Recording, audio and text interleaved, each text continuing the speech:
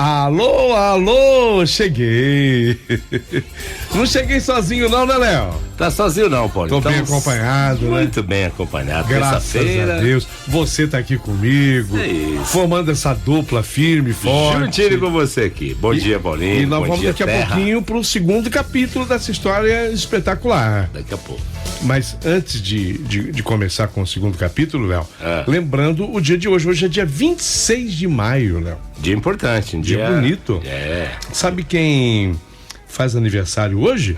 Uma ouvinte querida nossa, que é a Didi Camargo. Ela mandou um recado. Sabe aqueles comentários que manda pelo YouTube? Certo. Então a Didi tá falando do aniversário dela. Eu tô, Didi, ó pra você, ó. Aquele abraço assim, bem gostoso, com votos de 1000 felicidades. Didi Camargo, muito obrigado pelo carinho. O que mais você quer saber, Léo? Que dia que é hoje? Sim. Hoje é 26 de maio, portanto, o aniversário da Didi Camargo. Sim. E hoje é o dia do combate ao glaucoma. Hoje é um dia muito importante. O dia da gente falar do produto para vista, Purivision, né? Então, você que está me ouvindo, você que está me acompanhando, vendo aí pelo YouTube, se quiser pedir esse produto natural espetacular, que é o Purivision, é só dar uma ligadinha no nosso WhatsApp do Paulinho Boa Pessoa, né? Como é que é o WhatsApp do Paulinho Boa Pessoa, Léo? Pode ligar também no WhatsApp do Paulinho, no WhatsApp da Terra. Do Paulinho Boa Pessoa é 95133-6677. Você falou direitinho. 5133-6677. É de São Paulo? De São Paulo. 95133-6677. Você fala, Paulinho, você falou de Purivision, que pode me ajudar aí com relação ao glaucoma, a problema nas vistas. Me manda. E a gente manda com todo carinho. Didi Camargo eu já cumprimentei. Eu quero mandar um alô também para Regina Fumagalli, que tá ligadinha com a gente, escuta todos os dias, costurando. Ela levanta 4:30 da manhã, meu amigo Léo. Olha só, rapaz. Levanta 4:30 da manhã. Ela faz bichinhos de pelúcia na costura. A Matilde, ela diz assim, eu faço bonecas de pano e bichinhos também. Que legal, pô. Olha que legal como é que a mulher trabalha. Muito bom mesmo. A Dani Gabi, acho lindo o trabalho das costureiras. Jesus abençoe o trabalho de suas mãos. Que lindo, ela tá elogiando aqui, né? E a Cleide Ousana. E estou aqui também, faço bonecas de pano e de crochê. Que bacana. Que povo trabalhador, hein, Léo? Povo trabalhador, gente, que legal, né? Ô, Léo, você sabe que hoje também é o dia da Casa Lotérica, né?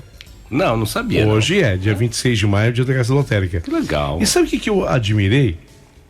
Nós tivemos no domingo passado agora um grande prêmio da Mega Sena especial, sabe? Certo. A Mega Sena pagou mais de 300 milhões e 2 apostas ganharam. Uma aposta é do Rio de Janeiro, o camarada do Rio jogou R$6 e ganhou 151 milhões. Nossa. Ou 161 milhões. Que maravilha. Mas o dono de uma lotérica chamada Aldeota, que fica lá em Fortaleza, Ceará. Sim.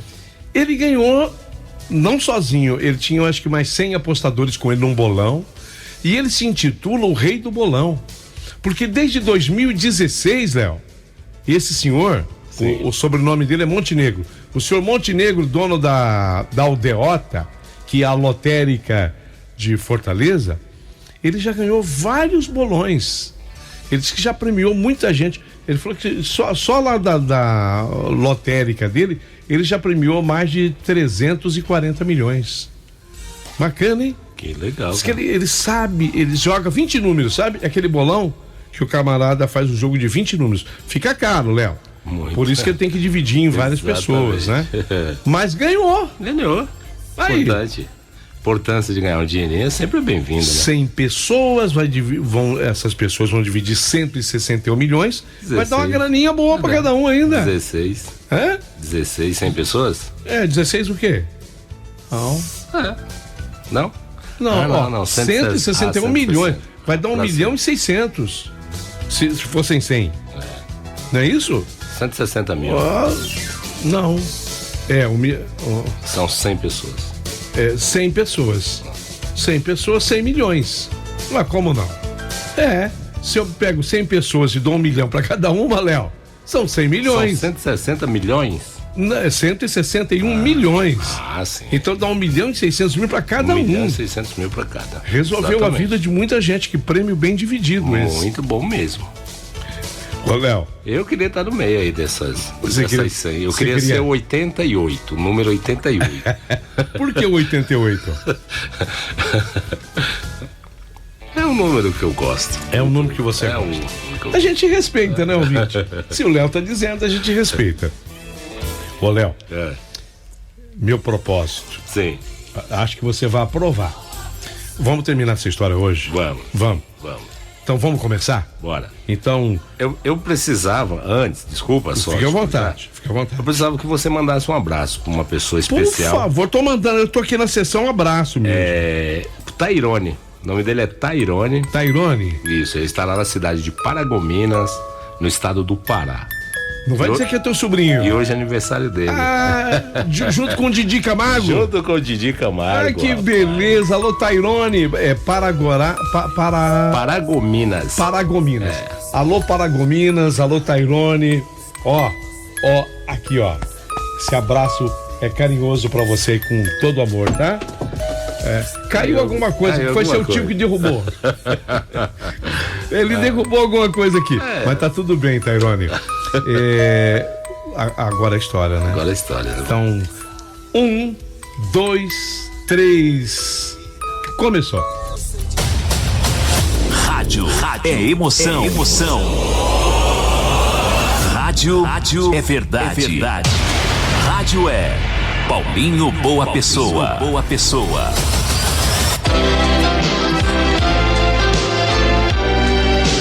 Rádio Emoção. Paulinho Boa Pessoa. A verdade de cada um.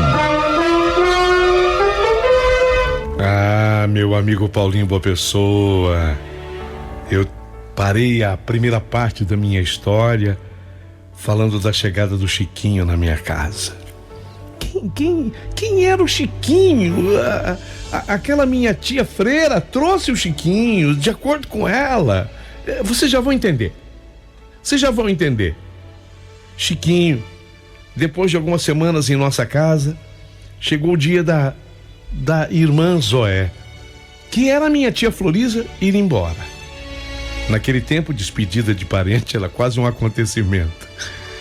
A minha mãe, a dona Nair Augusta, acordou cedo, passou café, fritou aqueles bolinhos de chuva, arrumou a mesa com a toalha bonita de crochê, que só aparecia em dias especiais. Meu pai, seu Genésio, já estava sentado pertinho da janela da sala desde cedo. Às vezes ele pegava assim um cigarrinho de palha. Meu pai tinha um jeito engraçado de pitar conforme a gente falava. O cigarro de palha ia e vinha, eu não sei como. Ele fumava um pouquinho, apagava, daí a pouquinho ele acendia de novo. Bem, então ele fumou lá um pouquinho, estava ouvindo o radinho dele baixinho. Eu também acordei diferente naquele dia, mas não era de tristeza não pela partida da freira, a minha tia. Meu medo era outro, Paulinho. Eu tinha medo que ela levasse consigo o Chiquinho embora. Que menininho lindo, meu Deus do céu, que gracinha que era o Chiquinho. Àquelas alturas eu já estava completamente encantada por aquele menino. Chiquinho era lindo, esperto, risonho, e ele tinha um jeito doce que conquistava qualquer pessoa. Ele vinha atrás de mim pela casa inteira. Se eu fosse pro quintal, ele ia atrás. Se eu me sentava na escada, ele sentava também. Se eu pegava minhas bonecas, ele queria brincar comigo. Às vezes eu fingia braveza só para implicar com ele, para ver ele fazer beicinho. Ele tinha 2 aninhos e ele fazia um beicinho para chorar. Era a coisa mais linda do mundo. Eu também sei fazer beicinho, tá? Eu também sei. Então, mas o beicinho dele era lindo, Paulinho. Então eu tava com um pouquinho de medo que ela levasse o Chiquinho embora. A minha irmã, que era mais nova que eu, a Edilce, ela também gostava dele. Mas eu era diferente. Eu queria cuidar, eu queria dar comida na boca dele, eu queria pentear o cabelinho dele, eu queria escolher a roupinha que ele ia usar. Quando ele caía, era o meu colo que ele procurava. Parecia até que ele era meu. Então, na manhã da despedida da minha tia Zoé, eu lembro perfeitamente do Chiquinho sentado no chão da cozinha, brincando com a tampinha da garrafa, enquanto a mamãe e a irmã Zoé conversavam baixinho na sala. A conversa parecia séria. Eu fiquei curiosa. Eu fui me esconder atrás da porta da copa. E até hoje me lembro da voz da freira naquele momento. Mais baixa, mais cansada, mais triste. Nair, eu precisava, irmã, te fazer esse pedido. Meu coração disparou. Na mesma hora eu pensei, pronto, ela vai levar o Chiquinho embora. A mamãe ficou em silêncio, alguns segundos antes de responder. Que pedido, Zoé? A freira suspirou profundamente e foi estranho porque pela primeira vez, desde que eu a conhecia, eu não enxerguei nela aquela mulher implicante e rabugenta. Havia outra coisa no seu rosto, dor. Ela olhou na direção da cozinha, talvez procurando um menino com os olhos, e falou quase num sussurro. Esse bichinho, se dirigindo ao Chiquinho. Esse bichinho já sofreu demais nesse mundo, Nair. A mamãe baixou a cabeça sem responder. Então a irmã Zoé começou a contar uma história que marcaria minha vida para sempre. Disse que o Chiquinho, ele havia sido levado ainda bebê para um educandário de Salvador, um orfanato, mantida pelas irmãs de caridade. De acordo com ela, a mãe da criança desapareceu pouco depois do parto e ninguém sabia ao certo quem era o pai. Mas o que mais havia destruído seu coração tinha acontecido pouco tempo antes. Uma mulher apareceu interessada em adotar o menino, o Chiquinho. Essa mulher, ela era casada e não tinha filhos, e ela se encantou imediatamente pelo Chiquinho. Segundo a freira, o marido dessa mulher viajava muito a trabalho e ele estava fora. Quando ela levou o bebê para casa, o marido não estava. Durante alguns dias, a mulher viveu feliz com o menino. Mas quando o marido dela voltou, tudo mudou. Tudo. A irmã Zoé, a minha tia, apertou assim as mãos uma na outra. Sabe quando a pessoa aperta as próprias mãos assim uma nas outras, uma na outra, e continuou. Olha, Nair, o homem ficou furioso com a mulher dele quando viu que a criança era negra.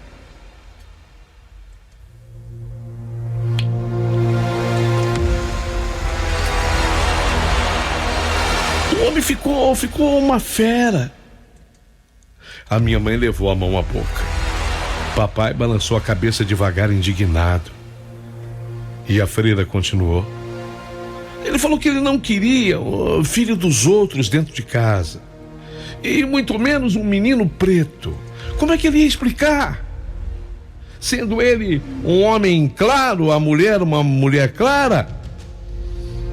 Eu lembro até hoje, Paulinho, do silêncio pesado que caiu na sala. Depois de alguns segundos, ela tornou a falar. A pobre mulher ainda tentou insistir com o marido, mas o marido, ele bateu o pé, disse que aquele menino não ficaria ali de jeito nenhum. A voz da freira ficou embargada. O bichinho voltou pro orfanato, Nair. Voltou pro orfanato e voltou tristinho, chorando, agarrado, sabe? Ele gostou da mulher. Virgem Santa, aquilo acabou comigo, Nair. Mamãe, nessa hora, enxugou os olhos discretamente. Mesmo sendo criança, eu, no caso, eu tinha 9 anos, eu sentia um aperto estranho no peito escutando aquela história. Então a irmã Zoé segurou as mãos da minha mãe. Ela segurou a mão da irmã, né? Da minha mãe. Segurou as mãos da Nair, minha mãe, e disse uma frase que nunca mais saiu da minha memória. Nair, Eu passei noites e noites rezando, Nair, pensando em quem poderia amar essa criança de verdade. E toda vez que eu orava, toda vez que eu rezava, vinha na minha mente você, Nair, minha irmã. Mamãe começou a chorar. Papai abaixou os olhos e a freira continuou. Eu não quero que esse menino cresça sem família. Eu não quero que ele passe a infância pulando de mão em mão, Nair. Ele merece e precisa de um lar. Merece irmãos, merece amor. Mamãe olhou para o Chiquinho brincando no chão da cozinha. O menino sorriu sem entender nada. Então a mamãe perguntou baixinho: e você acha, irmã Zoé, que eu daria conta? A irmã Zoé apertou suas mãos com força, assim, de novo, uma contra a outra, sabe? Eu não acho, eu tenho certeza. Seu Genésio, meu pai, então pigarreou na sala. Levantou-se devagar e caminhou até perto delas. Papai era um homem simples, mas um homem sério, de poucas palavras. Mas quando eu falava, todo mundo escutava. Ele olhou para o menino no chão da cozinha, depois para a freira e falou: eu penso o seguinte, criança não pode pagar pelos pecados do mundo. A freira abaixou os olhos. Papai prosseguiu: se esse menino precisa mesmo de família. E pelo que você está falando, Zoé, irmã Zoé, ele precisa. Então, ele já tem uma. Essa família será nossa. Na mesma hora, sem entender direito o que estava acontecendo, eu saí correndo da copa. Eu abracei assim um Chiquinho por trás e comecei a rir e chorar ao mesmo tempo. Você vai morar com a gente, Chiquinho. Você vai morar com a gente. Você vai ficar, Chiquinho. Você vai ficar com a gente, Chiquinho. O menino começou a rir também, sem entender nada. A minha irmã Edilce apareceu correndo no corredor, perguntando o que estava acontecendo. A mamãe chorava, a freira também. E hoje, tantos anos depois, quando eu me lembro daquela manhã, eu tenho comigo a impressão de que Deus entrou silenciosamente naquela casa e se sentou à mesa conosco. A partir daquele dia, a minha vida mudou completamente. E mudou de um jeito tão silencioso, tão natural, que eu acho que ninguém percebeu direito quando aconteceu. O Chiquinho simplesmente passou a ser parte da família. A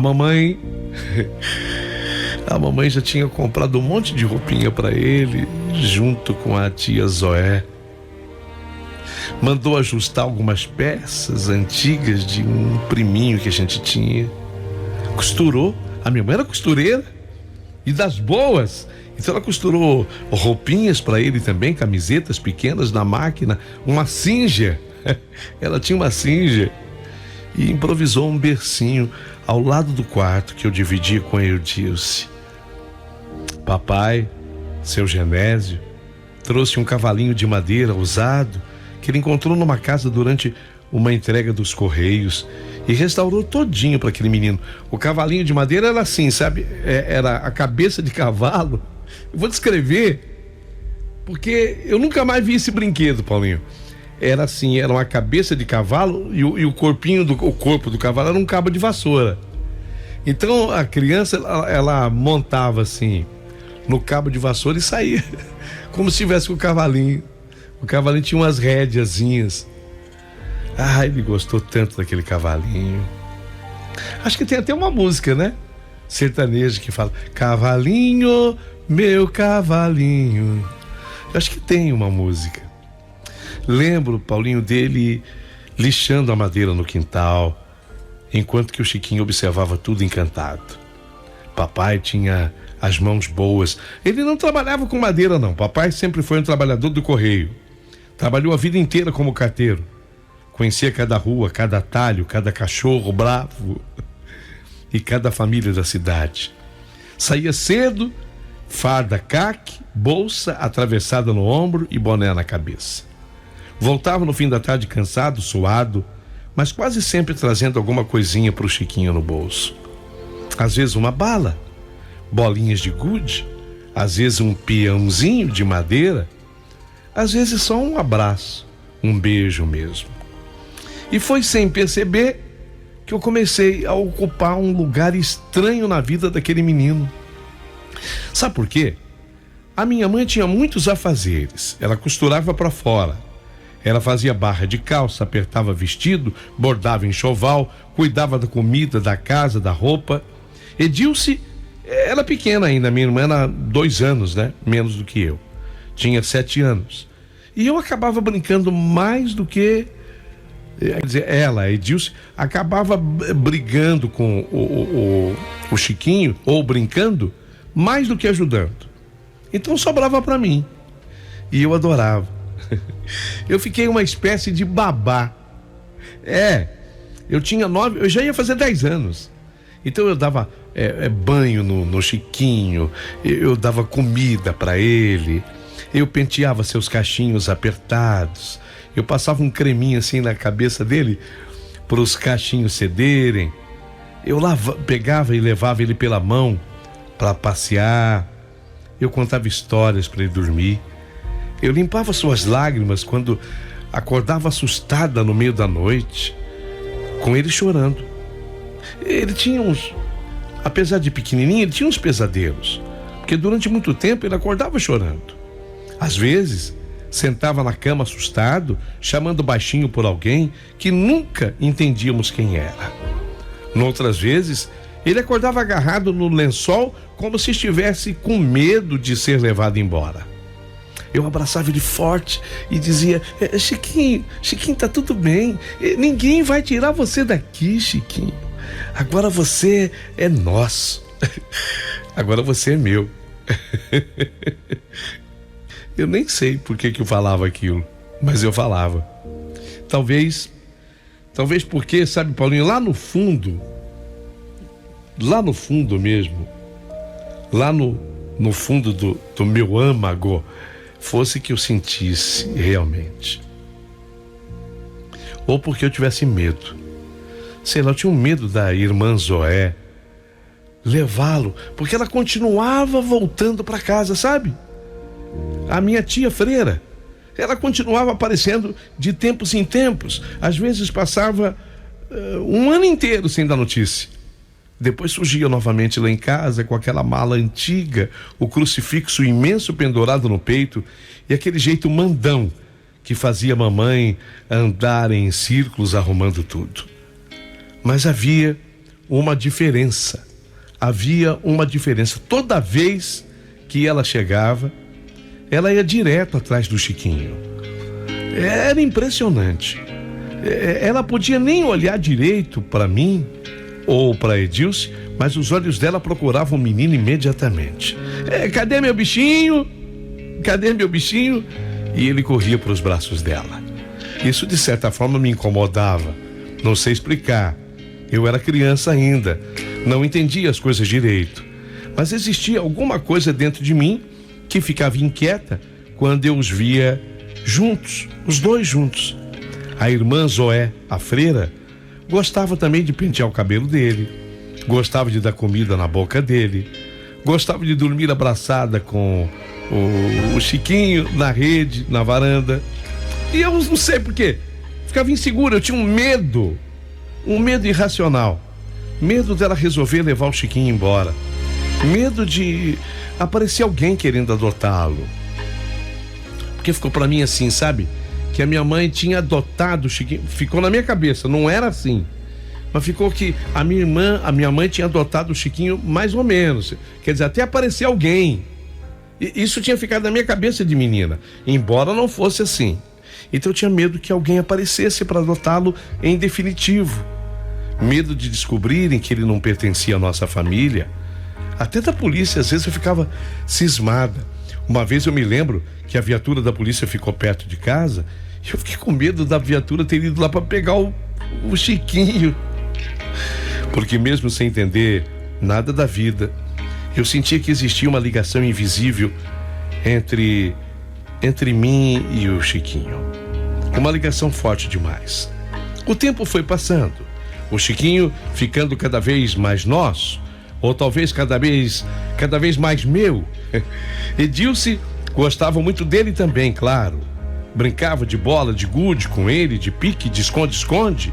Os dois acabavam mais parecidos nas companhias e travessuras do que qualquer outra coisa.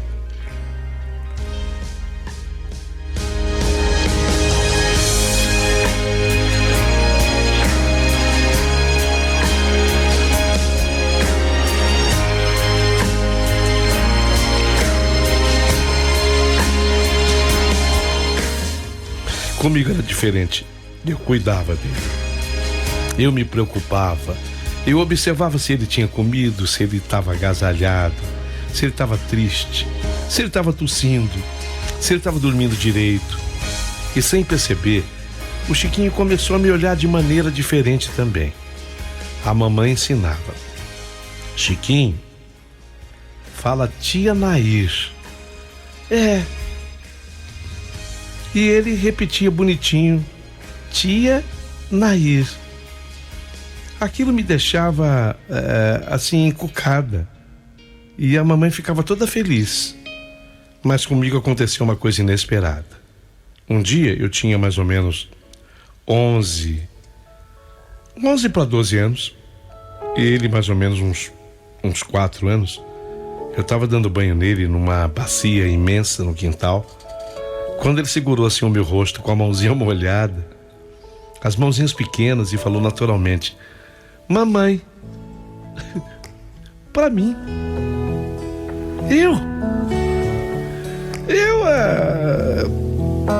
A irmã adotiva dele, né? Ele pegou em mim e se referiu a mim como mamãe.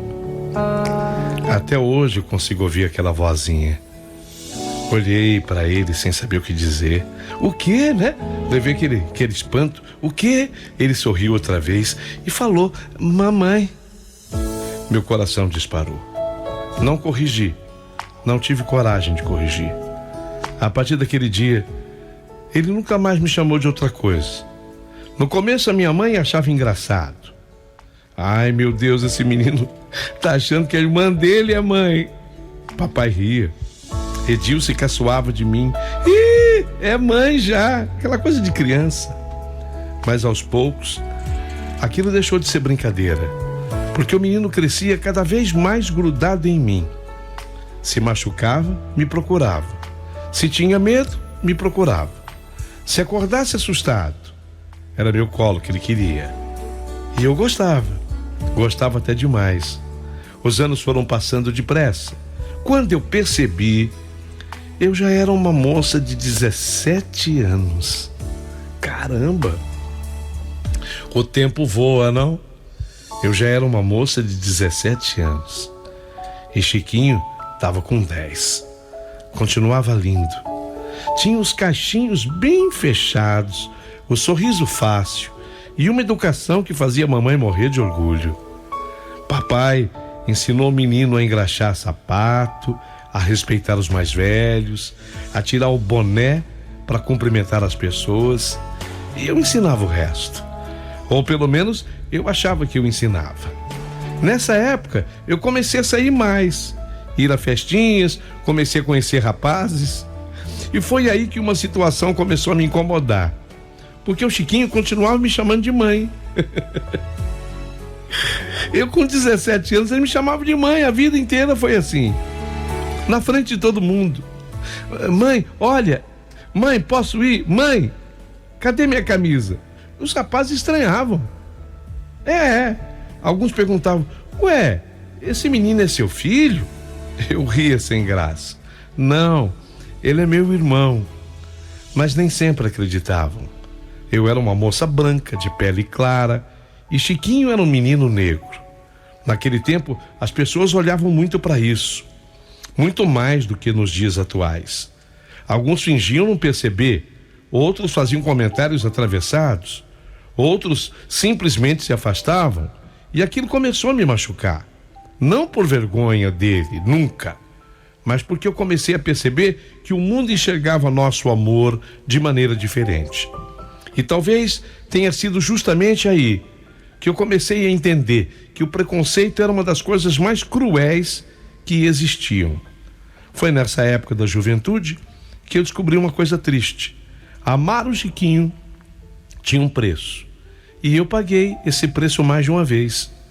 Eu devia ter uns 18 anos quando eu me apaixonei de verdade pela primeira vez. O nome dele era Renato. Era um rapaz bonito, educado, trabalhador. Renato era filho de gente conhecida da cidade. Tocava violão, gostava de música italiana. Ele tinha sangue italiano. Tinha um sorriso bonito que me deixava nervosa toda vez que ele aparecia no portão de casa. Durante quase um ano, nós namoramos assim, escondendo aquele encantamento típico da juventude. Renato parecia gostar sinceramente de mim. Sonhava em se casar comigo. Falava em construir uma casa, ter filhos. E eu acreditava muito. O problema é que existia o Chiquinho. E naquela época, eu já estava com uma idade assim, bom, eu tinha o quê? 18 anos, né? E ele continuava, o Chiquinho que estava com 11 agora. O Chiquinho já estava com 11, eu com 18. E ele continuava me chamando de mãe na frente de todo mundo. Mãe, cadê meu caderno? Mãe, posso jogar bola? Ele pedia para mim. Mãe, olha o que eu desenhei. Ele vinha explicar para mim. Ô mãe, olha quanto eu tirei na prova. E aquilo começou a incomodar a família do Renato, principalmente a mãe do Renato. Eu nunca vou esquecer o dia em que ela me chamou na cozinha da casa dela para conversar. Falava baixo, mas falava com veneno. Edilene, me desculpa perguntar, Edilene. Eu vou fazer uma pergunta tão indiscreta para você. Edilene, esse menino, o Chiquinho, né? Ele é seu filho? Nossa, quando ela me fez a pergunta, senti meu rosto queimar. Não, dona Celeste. Não, ele é meu irmão. Irmão? A senhora talvez esteja estranhando, porque lá em casa todo mundo tem a pele clara e ele não, né? Ele é meu irmão adotivo. Ela me olhou assim de cima a baixo, depois soltou aquela frase atravessada. Estranho, né? Porque eu nunca vi menino nenhum chamar a irmã de mãe à toa. Aquilo entrou em mim como uma faca. Tentei explicar para ela toda a história. Contei sobre a adoção, sobre a irmã Zoe, sobre o apego do menino. Mas eu percebi que ela não acreditava totalmente. Ou talvez não quisesse mesmo acreditar. Pouco tempo depois, eu comecei a perceber o Renato diferente, mais calado, mais inseguro, mais distante. Até que um dia ele finalmente perguntou: Edilene, seja sincera comigo, você está me escondendo alguma coisa? Eu lembro exatamente da dor que eu senti naquela hora, porque ali eu percebi que até o homem que eu amava começava a duvidar de mim. Chorei muito naquele dia. Expliquei tudo novamente para ele, contei cada detalhe, mas havia uma sombra entre nós. E eu não suportei aquilo. Alguns dias depois, fui eu quem terminou o namoro. Renato ainda tentou insistir, foi atrás de mim, mandou bilhete, pediu para conversar, disse que me amava, mas alguma coisa dentro de mim tinha se quebrado. Se ele desconfiava de mim, então não me conhecia de verdade. E eu não conseguiria viver ao lado de alguém que olhasse para o Chiquinho como um problema. Foi o meu primeiro grande amor, que terminou assim. Você está dizendo que foi por causa do Chiquinho? Não, absolutamente não. Foi por causa do preconceito. No fundo, É isso. E foi também a minha primeira grande tristeza. Depois disso, eu demorei muito para me envolver com alguém novamente. A vida foi passando, a mamãe continuava costurando, o papai seguia trabalhando nos Correios. Edilce acabou se casando cedo, casou-se mais cedo que eu, foi embora para outra cidade e eu continuava ali. Entre a juventude e a maternidade improvisada que a vida me havia colocado diante de mim, nas minhas mãos. O Chiquinho crescia cada vez mais bonito. Era educado, inteligente, trabalhador, extremamente carinhoso comigo. Àquela altura, ninguém mais conseguia fazê-lo me chamar de outra coisa que não de mãe. A vida inteira foi assim, né? Mãe. Nem a irmã Zoé, que continuava vindo em casa para visitá-lo, conseguiu tirar isso dele. Aliás, a freira continuava aparecendo todos os anos em casa. Todos os anos. Ela nunca esquecia o menino. Nunca. Podia faltar presente para todo mundo. Para ele, não. Ela trazia sempre camisa, sapatos, trazia um brinquedo quando menino, depois livros, quando ele começou a entrar na adolescência. E daí, uma vez ela trouxe um relógio para ele, que era um relógio bonito. Nossa, ele ficou tão orgulhoso com aquele relógio no braço. E passava horas olhando o rapazinho crescer. Às vezes, eu flagrava a irmã Zóia observando o Chiquinho em silêncio, como quem tenta guardar um rosto dentro da alma. E aquilo continuava me causando um sentimento estranho, uma inquietação impossível de explicar. O tempo passou mais um pouco. E aí eu conheci o Maurício. Maurício era diferente dos outros homens, mais maduro, mais tranquilo e também mais humano. E quando nós começamos a namorar, eu resolvi contar toda a história logo de uma vez para ele. Pensei, se ele se incomodar, melhor que ele saiba agora. E contei tudo a respeito do Chiquinho e que eu era chamada de mãe. Maurício ouviu tudo em silêncio. Quando eu terminei, ele segurou a minha mão e falou uma frase que eu nunca esqueci. Amar alguém nunca devia ser motivo de vergonha, e sim de orgulho. Naquele dia eu acho que eu comecei a amar o Maurício. Nós nos casamos quando eu tinha 25 anos. Chiquinho já estava com 18.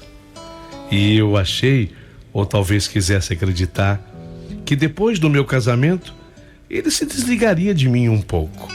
Afinal, mamãe e papai ainda estavam vivos. Ele tinha casa, tinha família, tinha o próprio quarto. Mas eu estava enganada. Chiquinho simplesmente não conseguia ficar longe de mim. Ia todos os dias na minha casa. Todos. Às vezes aparecia cedo, às vezes à noite, às vezes só para tomar café comigo. Mãe, eu vim ver você. E Maurício nunca implicou. Nunca. Pelo contrário, recebi o Chiquinho como irmão, ou talvez como filho também. Com o tempo, eu tive os meus próprios filhos. Primeiro nasceu a Alessandra, depois veio o Ricardo. E foi uma das cenas mais bonitas da minha vida ver o Chiquinho segurando aqueles bebês no colo, como se fossem irmãos dele também. Ele amava meus filhos de maneira tão profunda. E eles cresceram quando o Chiquinho era tio, né? Chamando o Chiquinho de tio, mesmo sabendo que, na verdade, ele ocupava um lugar muito maior dentro da nossa história. Quando eu completei 33 anos, a vida me deu dores mais profundas. A mamãe, a minha amada mãe Naira Augusta, ela partiu silenciosamente numa madrugada fria do mês de julho. A casa pareceu perder a luz. Papai envelheceu de repente. Edilce, minha irmã, chorava sem parar. E Chiquinho, o Chiquinho, eu nunca vou esquecer. Aquele homem de 26 anos, ajoelhado ao lado do caixão da mamãe, chorando como uma criança pequena. Porque mamãe tinha sido mãe dele de verdade, mesmo sem ter dado à luz. Depois da morte dela, o nosso laço ficou ainda mais forte. Como se, de alguma forma, eu tivesse herdado definitivamente aquele lugar. Alguns anos depois, Chiquinho, ele conheceu a Rosângela, uma moça doce, simples e muito apaixonada por ele. Foi quando eles decidiram se casar. E ele me fez um pedido que me destruiu por dentro. Mãe, eu quero entrar na igreja com você. Puxa vida. Ele queria entrar na igreja comigo. Eu fiquei tão comovida que eu chorei. Chorei muito. No dia do casamento, fui eu quem entrou de braços dados com ele. Como uma mãe entra com um filho. E enquanto caminhávamos pelo corredor da igreja, eu vi a minha tia freira, a irmã Zói, sentada num dos bancos mais próximos do altar. Ela chorava sem conseguir disfarçar. Chorava de um jeito diferente. Chorava de uma maneira profunda, uma maneira dolorida, silenciosa. Naquele dia, olhando para a freira, para a irmã Zói, minha tia, ela enxugando as lágrimas sem parar, eu senti novamente aquela velha inquietação dentro de mim. A mesma inquietação que me acompanhava desde menina. Como se existisse naquela história um segredo que ninguém havia tido coragem de contar. Os anos passaram depressa demais. Quando eu me dei conta, o Chiquinho estava casado, já era um homem formado, construindo a própria família ao lado da Rosângela. E Deus sabe o quanto aquilo me emocionava, porque eu me lembrava daquele menininho agarrado na minha saia, daquele menininho assustado que acordava chorando no meio da noite com medo de ser abandonado. E agora ele era um homem bom, doce, honesto, trabalhador. 2 anos depois do casamento dele, nasceu o primeiro filho deles, um menino lindo. Recebeu o nome de Bruno. Lembro até hoje da alegria do Chiquinho andando de um lado para o outro do hospital sem conseguir parar quieto. Quando segurou o filho no colo pela primeira vez, começou a chorar igual criança. A primeira coisa que ele disse foi: mãe, olha o meu filho, mãe. Olha como ele é lindo. Mesmo já sendo um homem feito, ele continuava me chamando de mãe. Alguns dias depois, ele apareceu lá em casa com a Rosângela para uma conversa sobre o batizado da criança. Ô mãe, eu e a Rosângela estivemos conversando. A gente queria convidar você para ser madrinha do Bruno. Aquilo, lógico, me emocionou profundamente. Mas eu não sei explicar por quê. Naquela mesma hora me veio um pensamento forte no coração.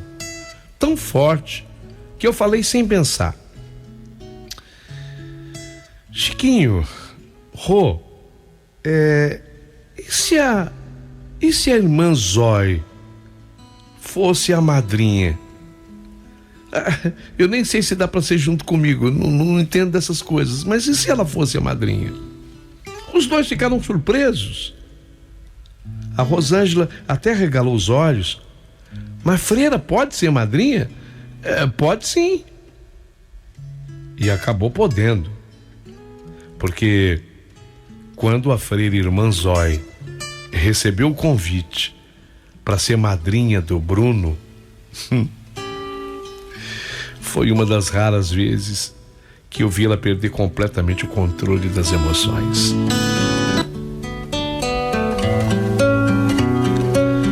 Virgem Santa, meu Deus do céu, meu Deus do céu.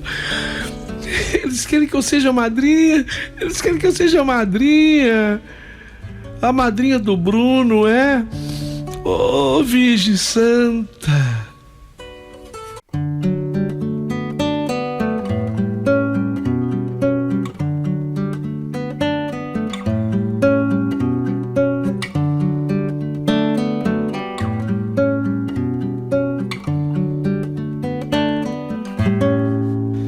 No dia do batizado, eu tava lá. Ela segurou o pequeno assim, Bruno, nos braços durante muito tempo. Ficava olhando pro bebê como quem olha para um milagre. Hoje eu penso numa coisa que chega a doer dentro de mim, sabe, Paulinho? Sem que ninguém soubesse, aquela mulher estava segurando... Vou revelar para vocês.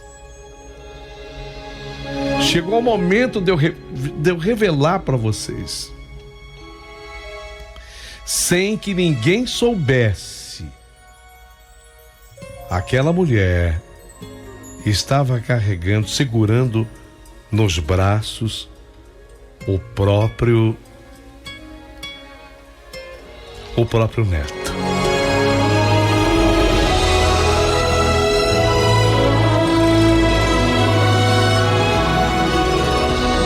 E carregando tudo sozinha. E carregando tudo sozinha. Tem coisa nessa vida que a gente não consegue explicar. Por que tinha que ser assim? Porque teve que ser assim. O tempo passou mais uma vez.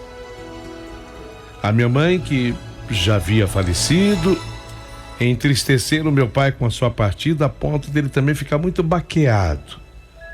E papai também faleceu. Edilce, a minha irmã, virou avó. Ela casou cedo. Meus filhos cresceram. O Bruno, que estava para mim como um neto, cresceu também.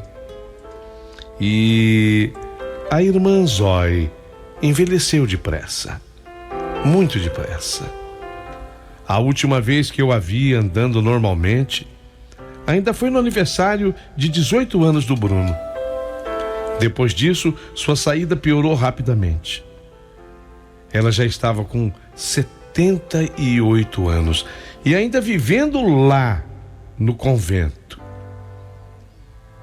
Ainda lá como uma irmã de caridade. Mas trazia dentro de si um segredo imenso. Magra, frágil, cansada.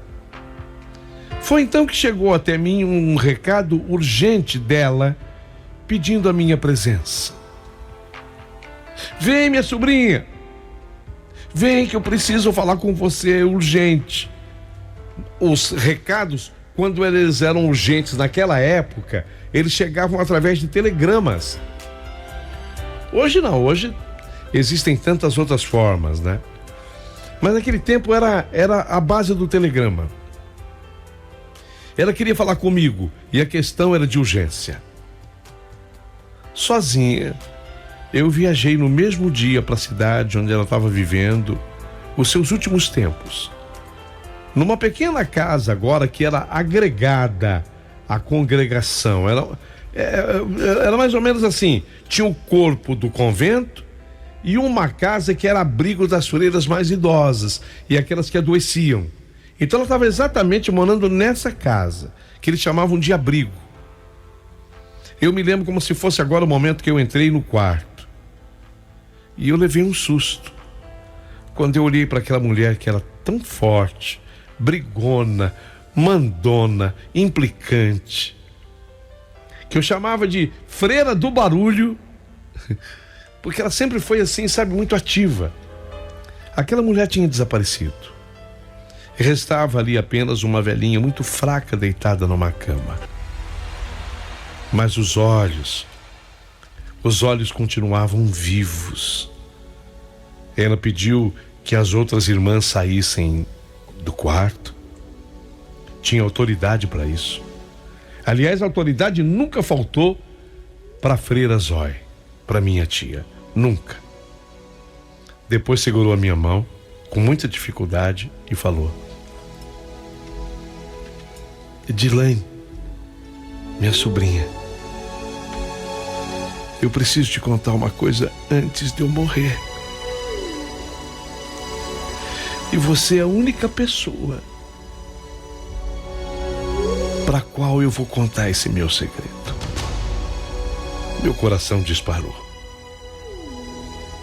Eu não sei porquê, mas você ficou sendo escolhida por mim para isso. Meu coração disparou de novo. Mas naquele momento eu soube. Eu soube antes dela abrir a boca.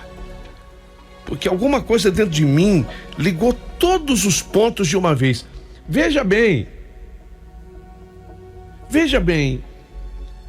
Você que está acompanhando a história desde o início, você sabe que eu era uma menina quando eu vi aquilo tudo. Quando eu a vi, com 7 anos dentro da minha casa, ocupando o quarto que era meu, se escondendo dentro dele. Obviamente que com 7 anos eu não soube ligar as coisas, ligar os pontos, mas ao longo da minha existência eu fui ligando os pontos. E observem, ela quando disse que tinha aquele segredo para me contar, eu na verdade quando eu fiz a viagem eu já sabia que ela ia tocar nesse assunto. Alguma coisa dentro de mim tinha ligado já os pontos. E os pontos eram os seguintes: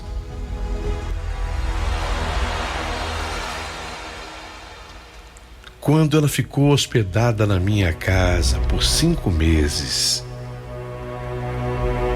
que ela se trancou no meu quarto, que ela usava aquele hábito muito grande, lembram que eu falei? Um hábito preto, grande. E onde eu tive a curiosidade de me esconder numa peça dentro do quarto, numa cômoda no quarto, escrivaninha, eu não me lembro direito, mas eu me escondi ali e eu fiquei observando. Eu vi o momento em que ela começou a tirar roupa.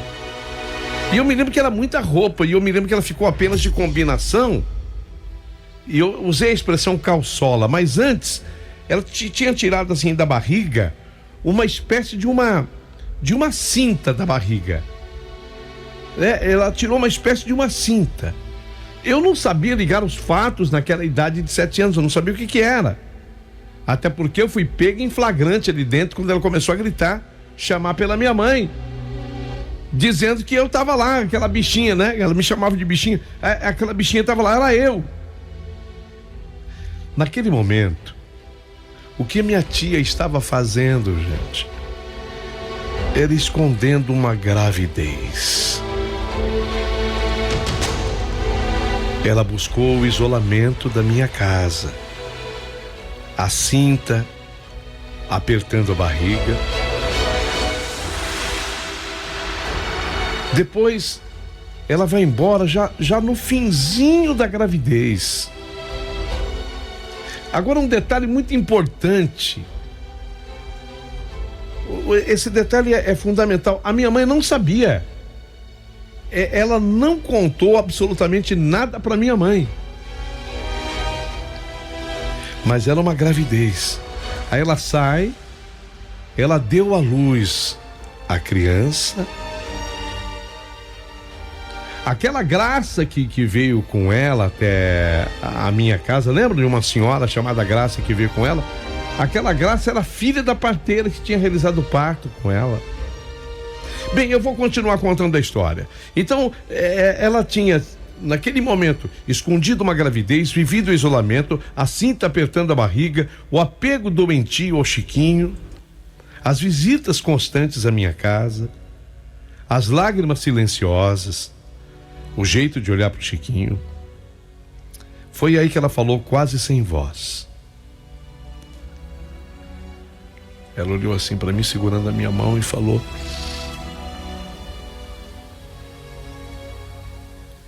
o Chiquinho é meu filho.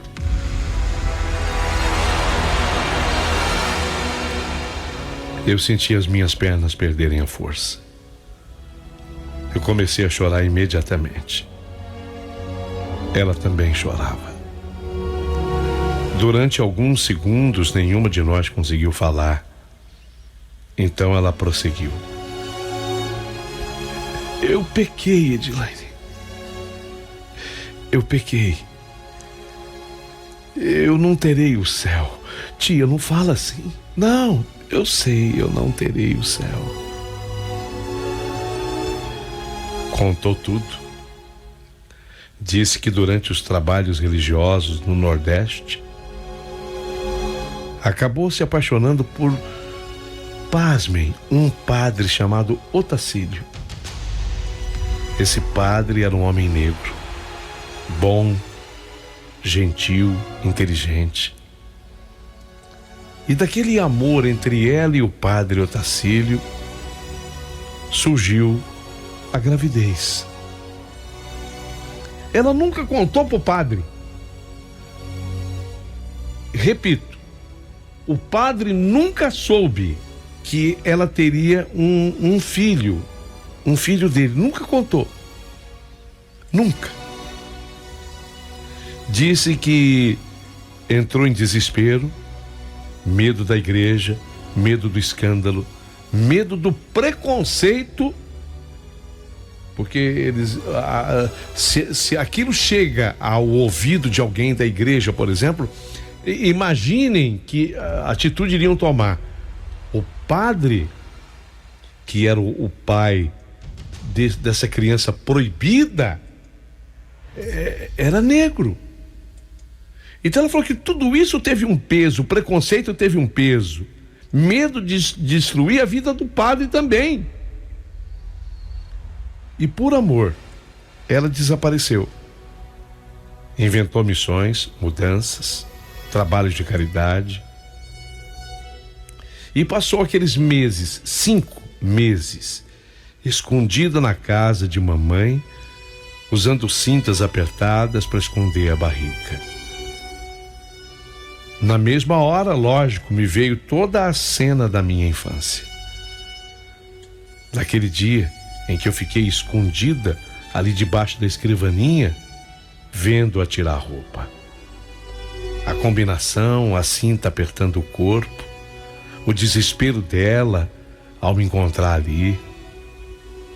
Meu Deus, como tudo fazia sentido.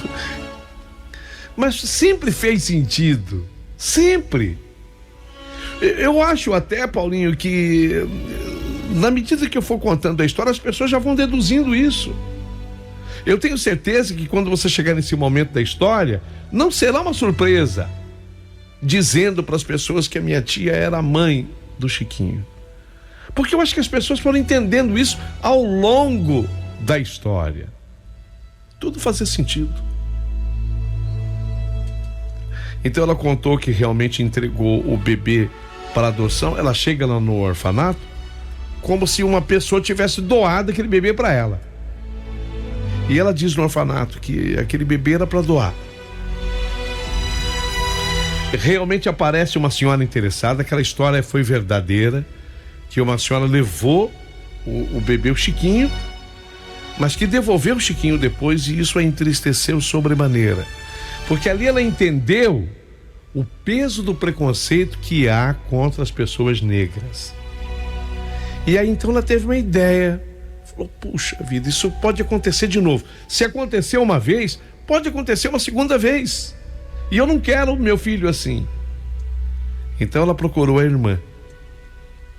E aí ela teve aquela conversa com a minha mãe, com o meu pai. E ela foi muito convincente. Ela contou que realmente entregou o bebê para adoção primeiro, mas o preconceito tinha destruído tudo. Até que chegou com a dona Nair, né? Ela falava e chorava sem parar.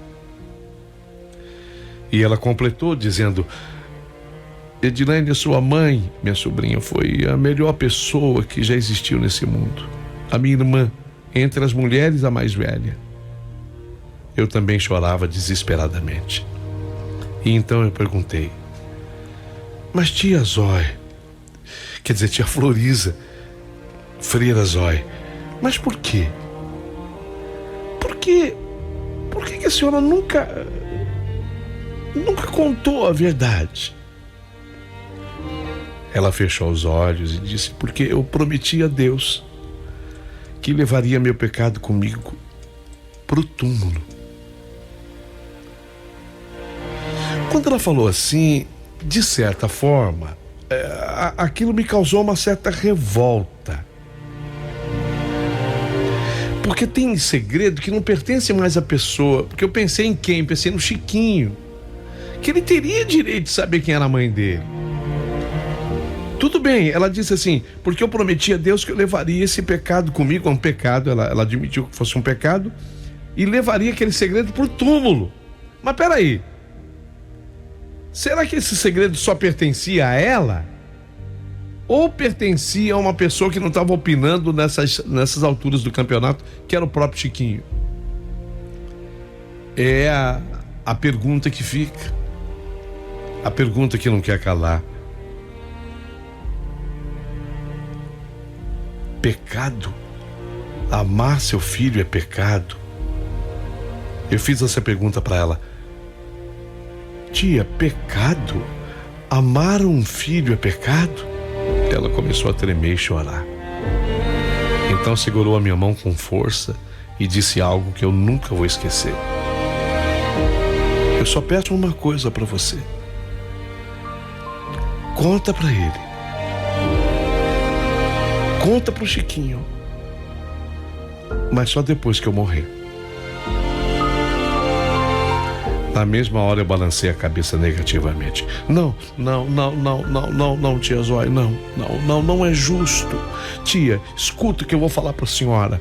Ele precisa saber agora. Ele passou a vida inteira procurando a mãe dele. Tudo bem, ele recebeu muito amor lá em casa, a senhora sabe disso. Recebeu o amor da senhora, recebeu o meu amor, tanto é que ele me chama de mãe até hoje. Mas ele sempre, em todos os contatos comigo, ele perguntava quem é a mãe dele. Ele tem desejo de saber quem é a mãe dele. E não é justo, porque a mãe dele é a senhora e está viva. Ele precisa ter o direito de abraçar você como mãe. Ela chorava. Eu também. Então ela respondeu baixinho para mim: eu confio em você, minha sobrinha. Então faça o que o seu coração mandar você fazer. Veja, ela só queria que eu contasse depois que ela morresse. Mas eu a convenci que não. Que ele tinha esse direito de dar um abraço na mãe. Saí dali desesperada. Peguei o primeiro ônibus. Viajei horas. Fui atrás do Chiquinho. E quando eu falei para ele, eu não falei para ele porque tudo deveria ser dito na hora lá. Eu falei para ele: Chiquinho, a irmã Zóia, ela tá vivendo assim os últimos instantes de vida dela e ela precisa ver você. Incrível que tava tudo tão assim, mais ou menos no ar, que ele nem perguntou nada. Ela quer falar com você. Você vai comigo. Voltaríamos de carro desta vez, porque ele tinha um carro. Eu tinha ido de ônibus, voltado de ônibus. Dessa vez voltaríamos de carro. Eu entrei no carro dele.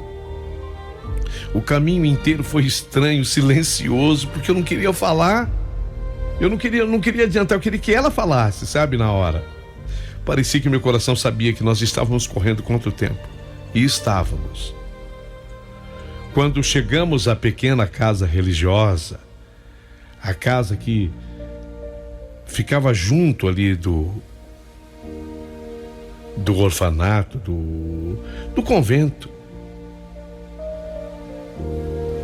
eu vi imediatamente pela expressão das freiras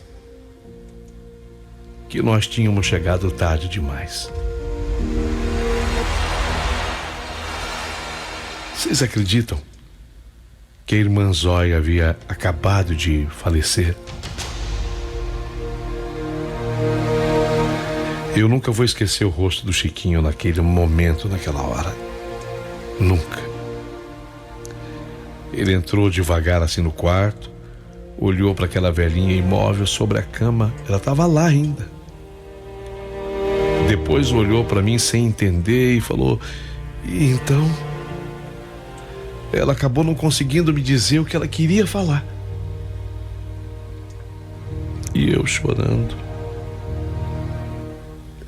abracei assim o Chiquinho, chorando como eu tava, do jeito que eu tava, sabe assim. Abracei o Chiquinho com lágrimas nos olhos e eu falei pra ele assim: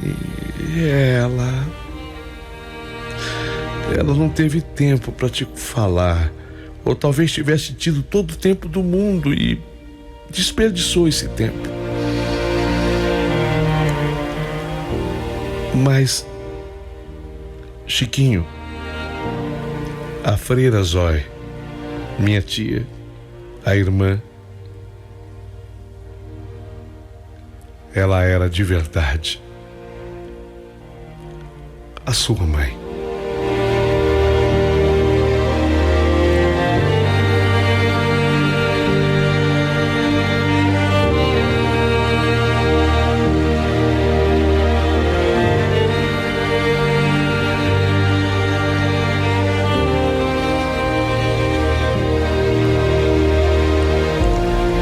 Vocês vão me perguntar se foi uma surpresa para eles. Por incrível que pareça, não. Ele me olhou espantado. Mas foi como se ele dissesse assim para mim. E eu entendi. Não falou, mas eu entendi. Eu desconfiava. Ele não chegou a dizer isso, mas é como se ele dissesse: eu desconfiava. Eu já sabia, embora não tivesse dito. Sabe, Paulinho, por isso coloquei que a minha história, eu tinha certeza absoluta que ela iria prender muita atenção das pessoas, que as pessoas iriam gostar bastante. Mas ela deixa muitas perguntas no ar, né? Eu às vezes fico pensando em tudo conforme aconteceu, como é que eu acabei envolvida nisso. Me tornei uma mãezinha aos 9 anos de idade. Que missão era essa com o Chiquinho? Eu me questiono e eu questiono muito essa coisa da decisão da minha tia. Ela não contou nunca para a irmã mais velha dela, a minha mãe. Ela nunca contou para minha mãe. Tudo bem, aí você fala assim: mas será que sua mãe não desconfiava? Pode ser. Será que seu pai não desconfiava? Pode ser. Assim como muita gente que começou a escutar essa narração desconfiou logo de início. Mas não dá para afirmar. Gostaria que ao final de tudo, se possível, você com a sua equipe de produção fizesse uma música que contasse pelo menos um trecho da minha história. Da minha história com o Chiquinho e com a minha tia Zói, a freira.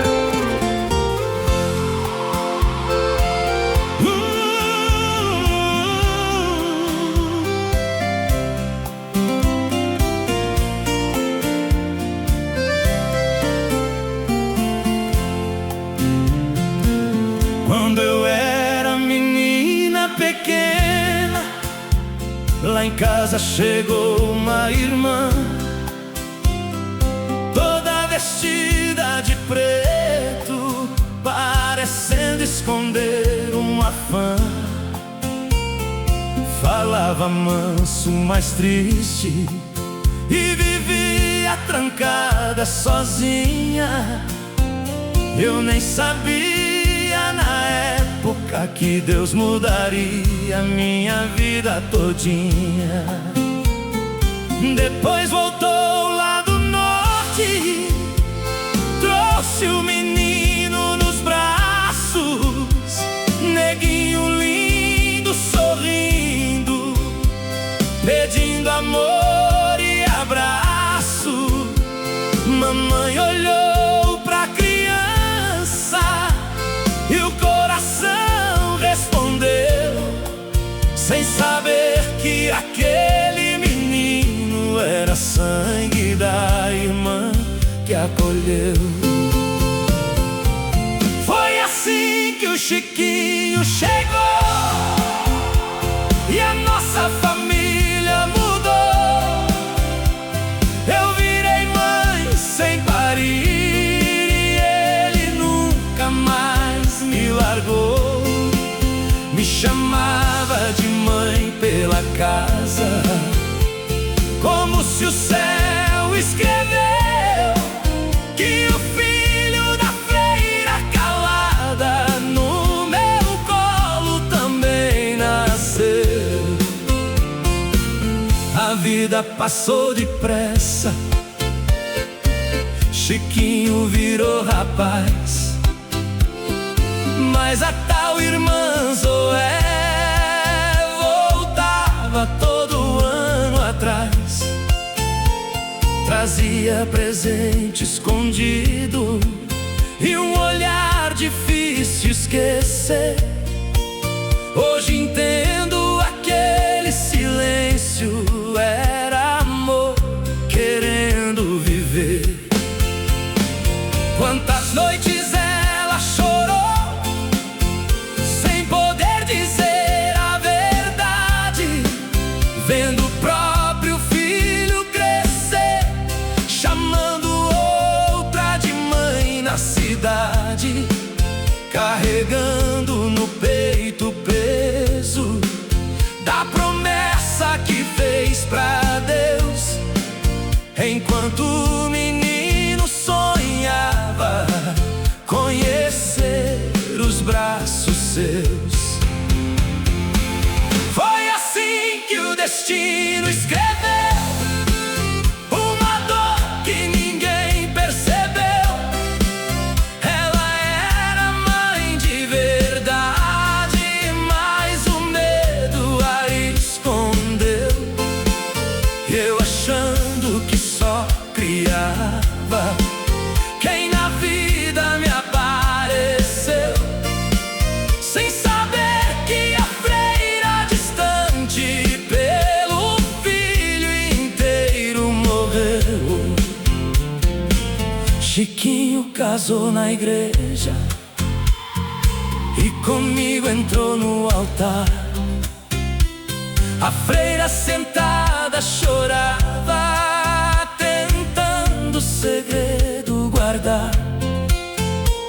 Depois segurou o netinho no batismo do pequeno Bruno, sem ninguém imaginar que ali Deus fechava outro mundo.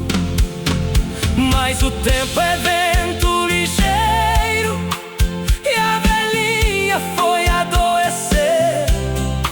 Chamou meu nome baixinho porque precisava dizer: Edilaine, me perdoa, o Chiquinho nasceu de mim. Naquele instante o passado desabou inteiro em mim. Corri pra buscar meu menino, pra mãe ele conhecer. Mas quando chegamos lá, ela já tinha partido sem ver. E o homem que a vida inteira sonhou descobrir seu chão, abraçou o corpo da freira, chamando ela de mãe em oração. Hoje, quando lembro da história, ainda sinto meu peito doer, porque o maior